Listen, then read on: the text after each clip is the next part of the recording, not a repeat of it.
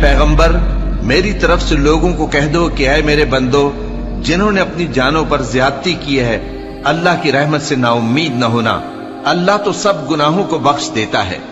بے شک وہی تو ہے بڑا بخشنے والا بڑا مہربان۔ اور اس سے پہلے کہ تم پر عذاب آ واقع ہو اپنے پروردگار کی طرف رجوع کرو اور اس کے فرما بردار ہو جاؤ، ورنہ بعد میں تم کو مدد نہیں ملے گی۔